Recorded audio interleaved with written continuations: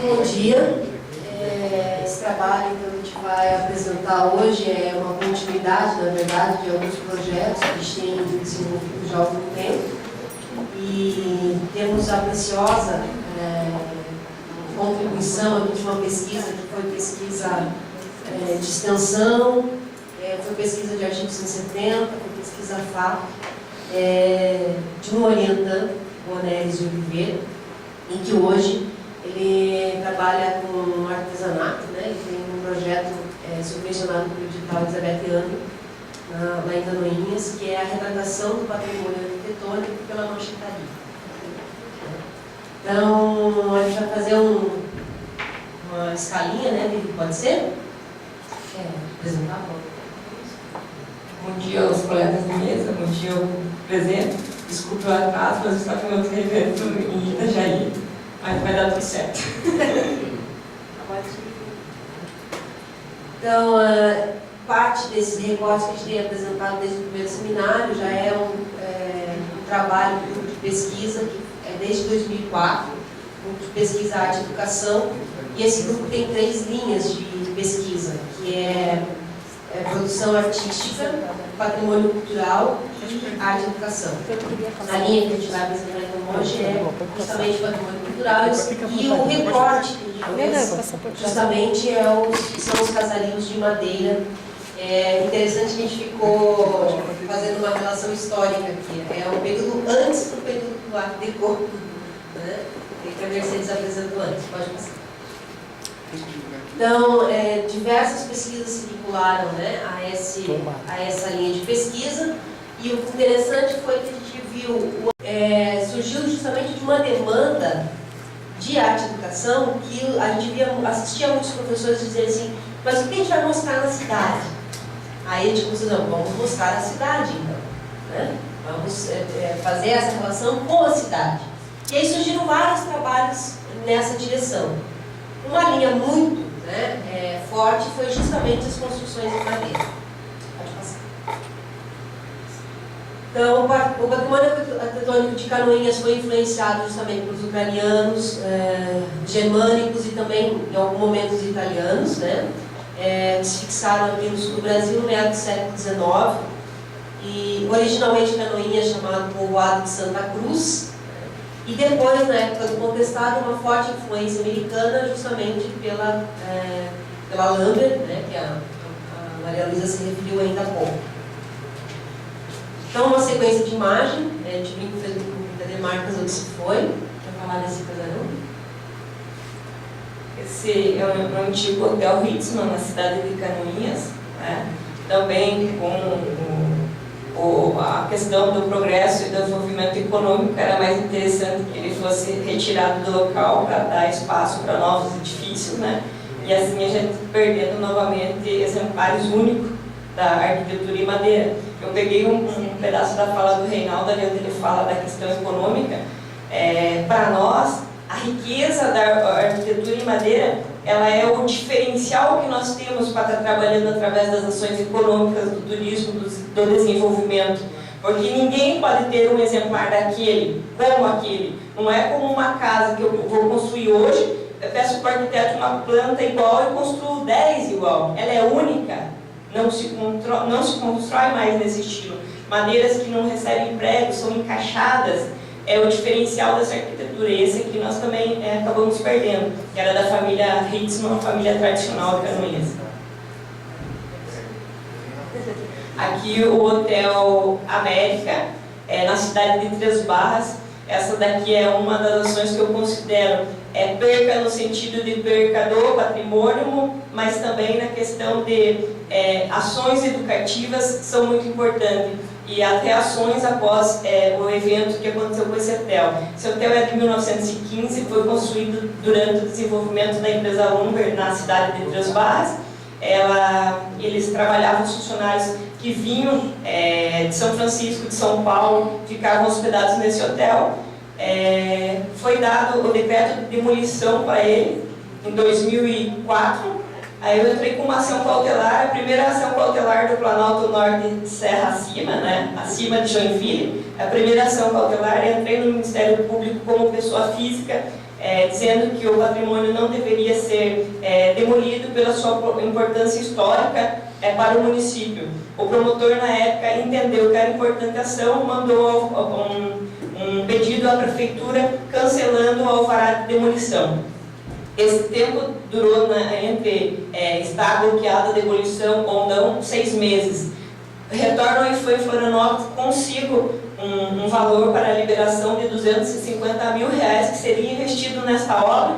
Quando chega o ofício à prefeitura e é feita divulgação através da imprensa, jornal, rádio, isso na quarta-feira, no sábado para o domingo é incendiada a edificação.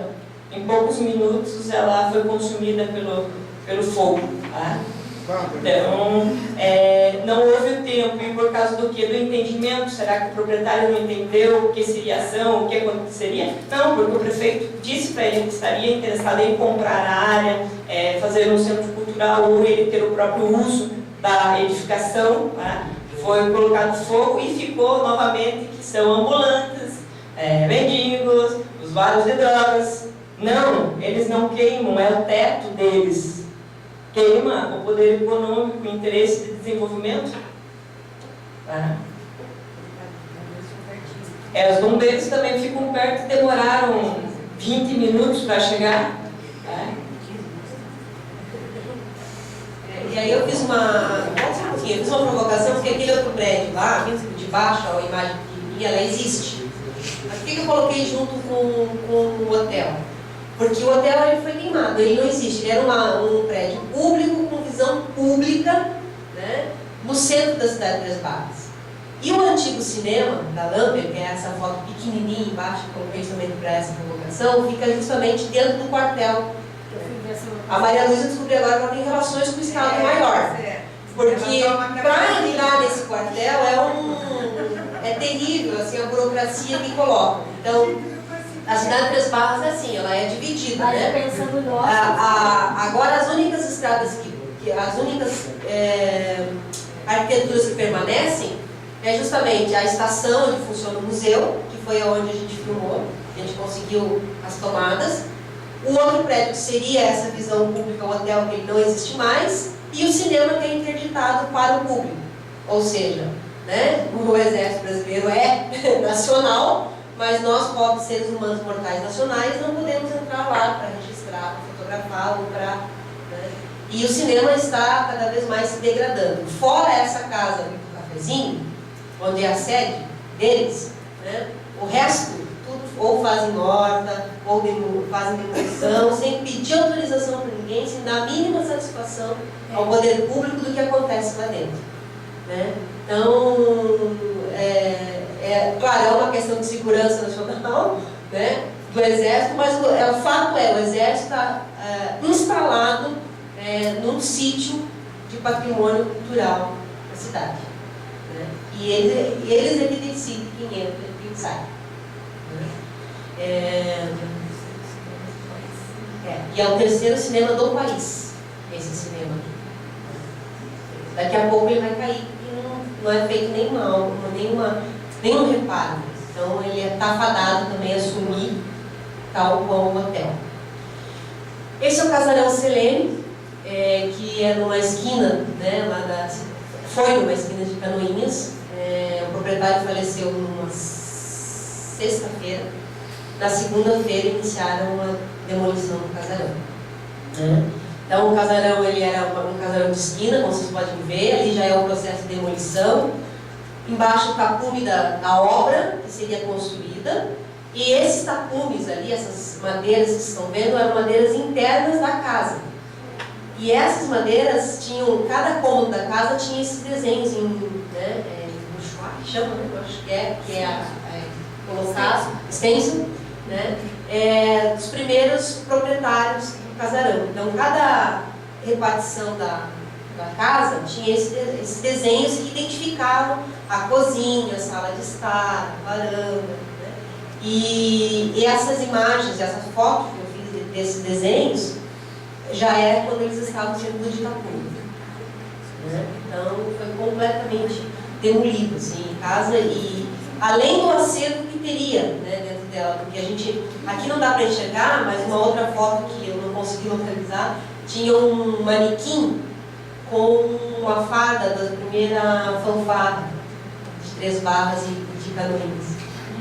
Então, além do patrimônio arquitetônico, né, fora o patrimônio que existia dentro da casa, né, foi bem rápido, eles foram muito rápidos, né?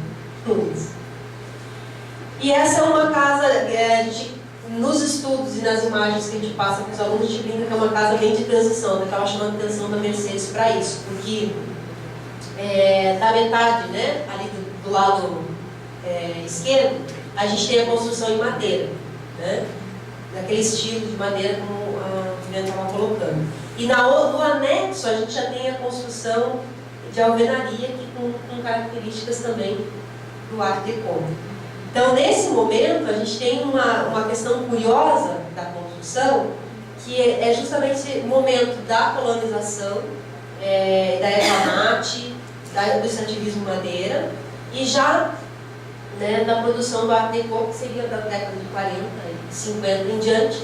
E outra questão interessante é que essa propriedade é da família Olsen, que foi uma das primeiras indústrias, né, de tacos que se instalaram ao lado da estação ferroviária de Marcílio Dias.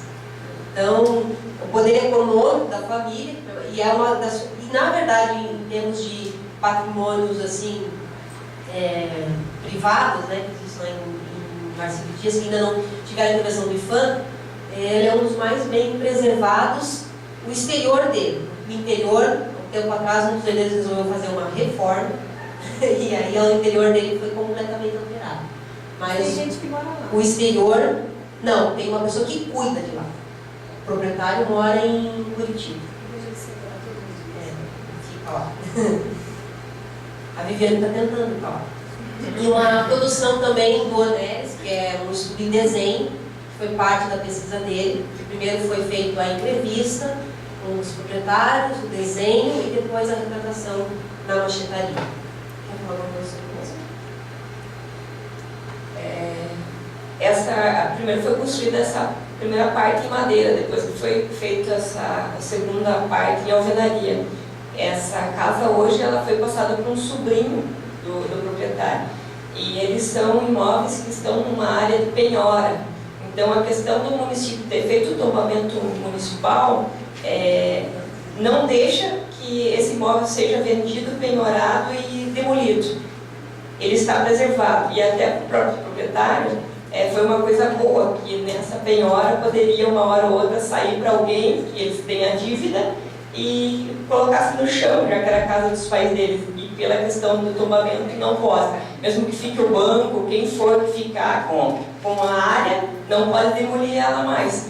Então ele fez agora o mesmo latando penhorado, ele passou para um sobrinho, como é uma pessoa que é só ele e a esposa, não tem filhos, passou para o sobrinho, que se chama Henrique, e que hoje está assumindo essa propriedade. Aos finais de semana ele está ali e tudo, e ele quer ver se desvincula essa área em torno da casa, da penhora, para construir nas laterais também uma pousada com a área de preservação respeitada, construir uma pousada para que tragam turistas para a localidade de Marcílio Dias, ou polo em madeira da região de Canoinhas. Então, essas características, né, das casas, fortemente afetadas pela questão do Estado e da colonização, a gente pode ver, pode passar, nos lambrequins, né, nas cunheiras da casa. A gente tem alguns recortes também, a casa acima de Marcílio Dias, o casarão do Omite de Viniópolis e a estação de Três Barras, um detalhe da estação de Três Barras. Pode passar. Então, a gente fez alguns momentos, né? O primeiro momento foi um registro fotográfico dessa arquitetura, desses lugares, como eu disse, depois um momento de entrevista com os proprietários, depois um momento de registro em desenho e depois as formas de retratação. Um evento que marcou bastante, e aí a gente já tinha o Museu de Arte funcionando, o Museu da Erva Mate, pode passar? Foi essa mostra que a gente reuniu 3 cursos: Artes Visuais, Design e Turismo, e teve uma subvenção da DR Plan, pelo governo federal também, desse registro fotográfico. Isso nos emocionou muito, porque quando a gente estava fazendo esse registro fotográfico para essa exposição, as casas, e essa foto abaixo ali retrata um pouco disso. As casas, muitas delas estavam em situações desastrosas, assim, né? Principalmente em Marcílio Dias, algumas casas assim. E a gente, com o fato de ter montado a mostra fotográfica, essa mostra foi itinerante, ela foi nos museus, ela foi nas escolas, ela foi no supermercado. As pessoas começaram a se enxergar na casa. As pessoas diziam, a minha casa, essa casa foi da minha avó, né? Nossa, minha casa está aí, porque a gente não, né? A gente mostrando as casas. Quando a gente voltou na região, as casas estavam sendo cuidadas, né? Algumas foram pintadas, algumas foram um ajardinamento. Pode passar, vamos passar mais rápido, os outros 3 minutos. Então, pode passar? As coisas que surgiram a partir dessa amostra. Então, uma demanda maior em projetos educacionais na área de agricultura, né? A lei de desenvolvimento municipal, que não era uma realidade do município antes dessa amostra. A partir da amostra, a gente começou a estudar, né? E fizemos reuniões e conseguimos colocar a lei. Projetos de produção artística, projetos de prática pedagógica e a criação do COMPAC, que foi o Conselho Municipal de Patrimônio Artístico e Cultural. Nós temos só 3 minutos para falar do COMPAC. Isso foi no geral. Bom, pode passar. Aí, vamos só um pouquinho. Esse era o estado da casa de Escamas, né, quando da primeira amostra que a gente fez. E aí essa casa que sofreu uma intervenção e um processo de restauração externa, né, pelo IFAM. Pode passar. Aí a casa já restaurada e a Viviane justamente fazendo uma mediação ali, que foi um dos projetos de estágio, justamente do Onelis, que está apresentando com a gente hoje, né, com os alunos da escola do lado. Essa escola fica a 50 metros dali e as crianças não conheciam a casa. A gente conversou. Aí as crianças começaram a conhecer a casa. Pode passar. Aí algumas coisas de produção artística, uma vasta produção em gravura, sob orientação da professora Carla, né, desse patrimônio. Essa casa de cima também já é um bem tombado. A estação de Marcílio Dias. Não só do desenho do móvel como um todo, mas dos detalhes do imóvel, né, dos lambrequins, das janelas, né. Então, houve todo um registro também na área de gravura sobre isso. Pode passar. Essa é a estação a que nós referimos, a estação de Marcílio Dias. E aí também um processo educacional que a gente teve que tomar no sentido lato de educação.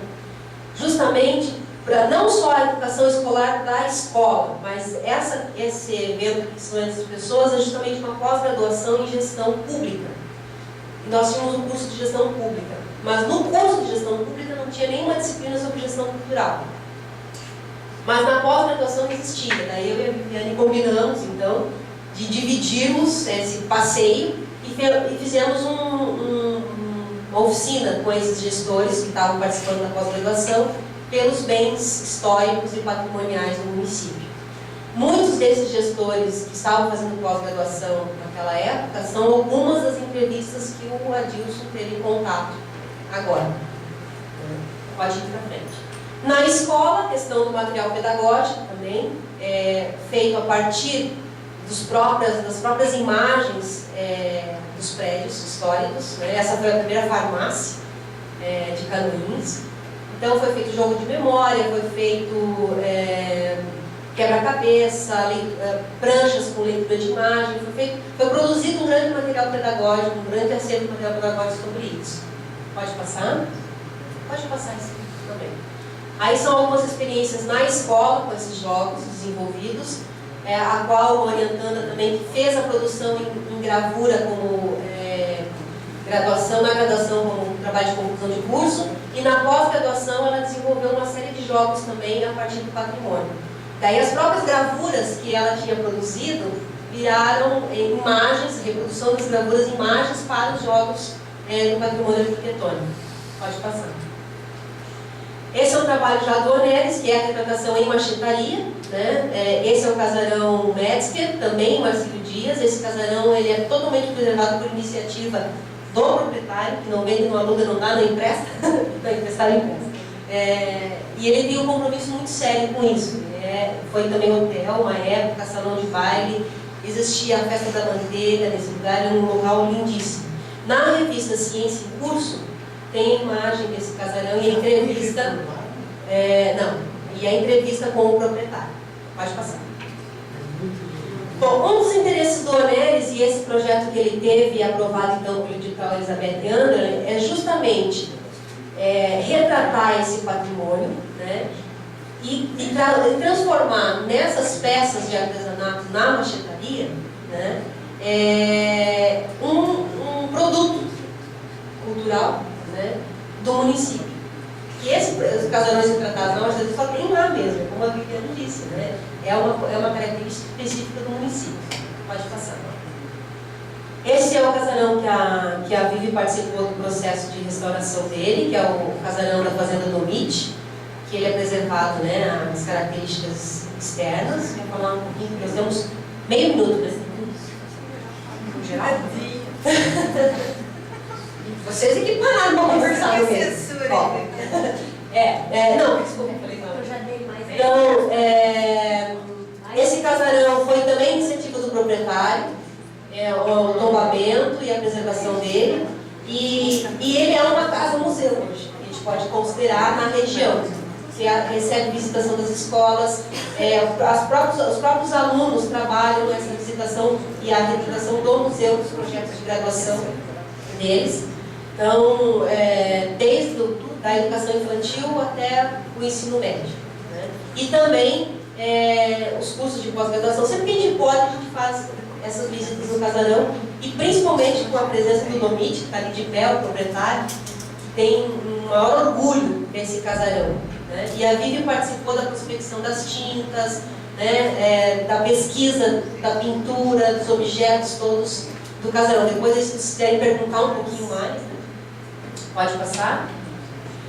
Terminamos então com uma citação do Horta, né, que diz que nem toda casa é edifício, nem todo edifício é casa, nem toda casa é museu, nem todo museu é casa, nem toda casa é histórica, nem tudo é museu casa. Então, porque a gente termina justamente com a citação e duas retratações justamente do Onelis em machetaria, porque uma das coisas que a gente ouve muito lá no município, assim, lá vem a Nádia Viviane que gosta dessas casas velhas, né? Então, daí todo mundo, tem uma casa velha lá, não sei se não vai olhar para fazer o tombamento, né? Mas eu acho que é isso, a gente tem que, e isso foi enfatizado numa mesa hoje, né? Patrimônio por quê? Tem que ser patrimônio para um grupo, que recate uma história, né? Aí os nossos e-mails, pode passar? Da Viviane, meu, da Viviane e do Onelis. Se quiserem conversar um pouquinho mais com a gente. Obrigada.